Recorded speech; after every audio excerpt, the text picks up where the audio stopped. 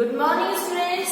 I hope you are understanding the atmospheric pressure of chapter number 11.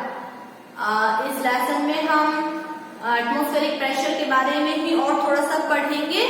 That as we know that the pressure exerted by the air at any point, weight of the air at any point by the weight of the air above that point is called atmospheric pressure. किसी भी point पे उसके above जितनी भी air present है उसके wait से जो प्रेशर एक्सर्ट हो रहा है that is called atmospheric pressure.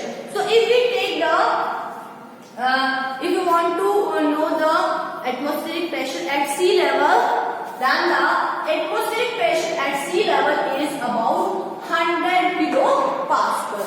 अगर हम सी लेवल पे एटमॉस्फेरिक प्रेशर मेजर करना चाहें तो वो नियर अबाउट 100 किलो पास्कल होता है, क्योंकि हर पॉइंट पे जो एटमॉस्फेरिक प्रेशर होगा वो अलग अलग होगा. वो डिपेंड करता है कि उसके ऊपर कितना लेयर्स है एयर की, उसके ऊपर कितनी एयर प्रेजेंट है.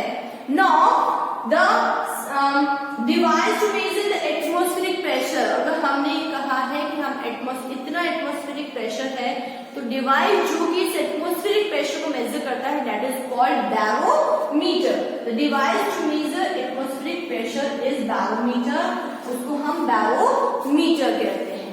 तो जिस तरीके से हमने एटमॉस्फेरिक प्रेशर मेजर किया है वैसे ही हम the pressure exerted by liquid can be measured, and the device by which we can measure the pressure exerted by any liquid that is called pressure gauge. अगर हम किसी भी लिक्विड से exerted pressure measure करना चाहते हैं वो जो डिवाइस है उसको हम कहते हैं pressure gauge. So the instrument used to measure liquid pressure is called pressure gauge. और इसी का एक टाइप है that is manometer. That is the simplest form of pressure gauge. Pressure gauge का सबसे सिंपलेस्ट फॉर्म है मैनोमीटर. तो ये तो क्या था कि भी किस तरीके से हम अगर हम एटमॉस्फेरिक प्रेशर नापना चाहें तो हमें बैरोमीटर लेना पड़ेगा, लिक्विड प्रेशर लेना मेजर करना चाहें तो हमें प्रेशर गेज लेना पड़ेगा. इसी तरीके से हमने कहा कि हर पॉइंट पे क्या है एटमॉस्फेरिक प्रेशर अलग है. तो इसमें एक चीज बता रखी है कि अगर हमारे हैंड का area 10 centimetre multiply by 10 centimetre है, एरिया इतना है, तो हमारे ऊपर जो भी वेट है एयर का उसका जो एटमॉस्फेरिक प्रेशर है that is near about 1000 kg.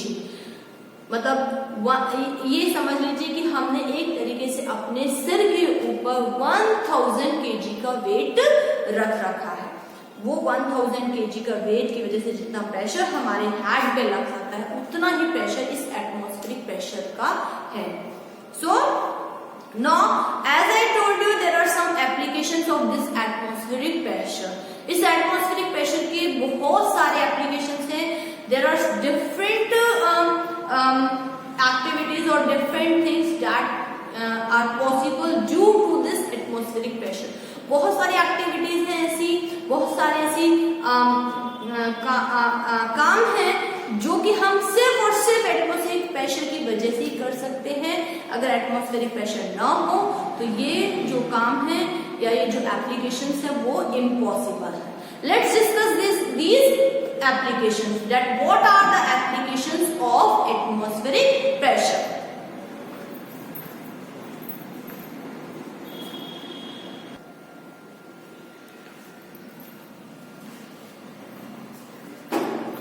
So let's discuss that what are the uses and applications of atmospheric pressure.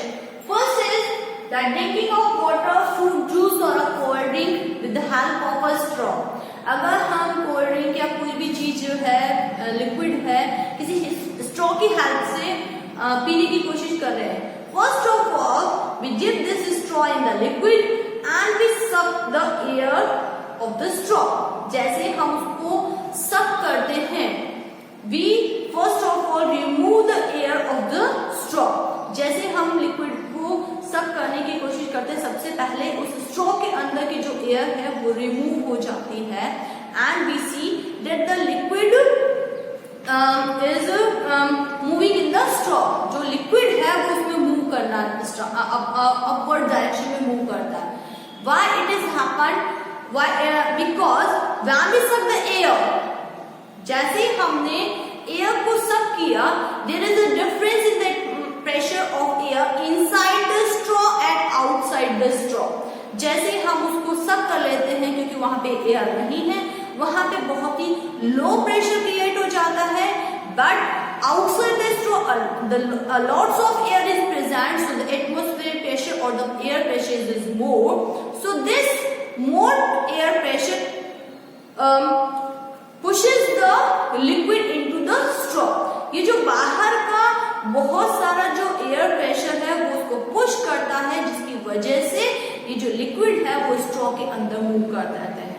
और we maintain this difference of air pressure by sucking the liquid. हम इस liquid को continue सक करते रहते हैं ताकि उसके अंदर जो लोअर प्रेशर है वो मेंटेन रहे और बाहर का जो हाई प्रेशर है वो एज इट इज बना रहे. तो ये एयर एटमॉस्फेरिक एयर के डिफरेंस की प्रेशर की डिफरेंस की वजह से क्या होता है, सिरिंज में जो स्ट्रॉ है उसमें वाटर मूव करता रहता है, या जो लिक्विड हम सक कर रहे हैं, जो ड्रिंक कर रहे हैं, वो उसमें मूव करता रहता है. And the same principle the injection syringe works. Injection के सिरिंज में भी क्या होता है, हम जब उसके ये प्लगर को अगर हम उसको इस तरीके से ड्रॉ करते हैं या हम उसको पुल करते हैं, तो इस तरीके से हम क्या करते हैं, वो जो हमारी सिरिंज है उसके अंदर लो प्रेशर मेंटेन कर देते हैं बाय रिमूविंग द एयर. और सेम कंडीशन में जो बाहर का जो लिक्विड है उसमें बहुत हाई एयर प्रेशर रहता है, जो कि उसको उस सिरिंज में पुश करता है, जिसकी वजह से वो लिक्विड जो है वो सिरिंज के अंदर एंटर कर जाता है. तो सेम कंडीशन है, सिरिंज के अंदर low pressure, outside the high pressure which insert the liquid in the syringe, जिसकी वजह से जो लिक्विड है वो सिरिंज के अंदर जा पा रहा है. And the same condition in the vacuum cleaner. Vacuum cleaner में भी क्या होता है, it is a electrical device.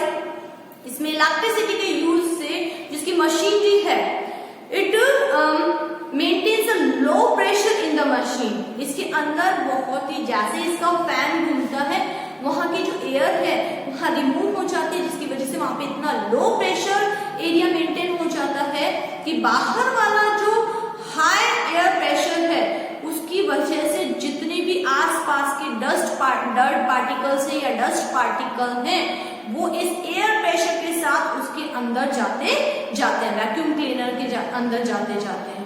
तो सेम है, वैक्यूम क्लीनर में अंदर वैक्यूम बन जाता है, यानी कि बहुत ही नो एयर रह जाती है और उसकी वजह से बहुत ही लेस प्रेशर हो जाता है, और लेस प्रेशर की वजह से बाहर का जो हाई प्रेशर है उसके साथ साथ एयर और डर्ट जो भी है वो सब उसके अंदर एंटर कर जाता है.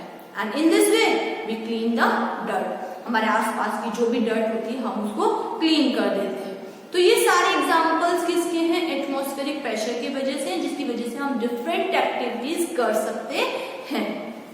Now there are some check your knowledge. So first is the SI unit of pressure is. तो प्रेशर क्या होता है, फोर्स पर यूनिट एरिया. तो हमने बताया था SI यूनिट या तो न्यूटन पर मीटर स्क्वायर या फिर pascal. So in option the Pascal is given, so the right answer is Pascal. Force per unit area is called, as I told you, it is pressure. Pressure in a liquid dash as depth increases. अभी हमने previous lesson में discuss कर चुके हैं हम, as the depth increases the pressure also increases. So pressure in a liquid increases as the depth increases. Then the pressure exerted by the air around us is called, हमारे चारों तरफ की air जो हम पे प्रेशर एक्सर्ट करें, that is called atmospheric pressure. So the right answer is atmospheric pressure. So I hope you have understood each and everything in the chapter of force and pressure. Force के बारे में हमने सब पढ़ लिया, pressure के बारे में सब कुछ पढ़ लिया. And try to understand if you have any confusion, you can give me a text message. That's all for the day. Thank you and have a nice day.